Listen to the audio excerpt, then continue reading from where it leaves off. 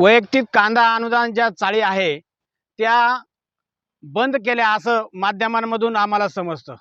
खरं तर वैयक्तिक कांदा अनुदान चाळ ही योजना चालूच ठेवणं गरजेचं होतं, कारण शेतकऱ्यांजवळ हा कांदा उत्पादित झाल्यानंतर तो ज्यावेळेस निघतो त्यावेळेस भाव कमी असतो, कारण शेतकऱ्यांजवळ माल ठेवण्याची जागा नसते, म्हणून पर्यायी शेतकऱ्याला तो माल विकावा लागतो।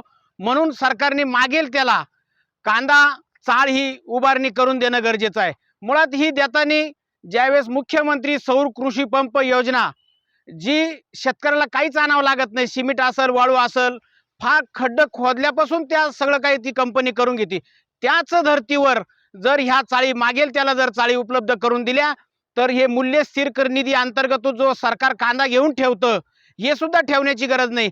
करोडो रुपये निधी तुम्ही तो वाया तिकडे घालतात आणि इकडे शेतकऱ्यांना मागेल त्याला जर चाळी जर दिली तर ती सुद्धा खऱ्या अर्थाने शेतकऱ्यांना लाभदायक ठरेल आणि मोठ्या प्रमाणात कांदा हा शेतकऱ्यांजवळ पण राहील आणि ज्यावेळेस शेतकऱ्यांना भाव वाढेल त्यावेळेस तो विकू शकतो। ज्यावेळेस माल निघतो त्यावेळेस मागणी आणि पुरवठा गणित विस्कळीत असतं, त्यामुळे खऱ्या अर्थाने शेतकऱ्यांचं गणित ही बिघडून जातं। म्हणून खऱ्या अर्थाने शेतकऱ्यांना जास्तीत जास्त कशा चाळी कांदा चाळी ह्या उपलब्ध होतील हे सुद्धा शासनाने खरं लक्ष देणं गरजेचं आहे।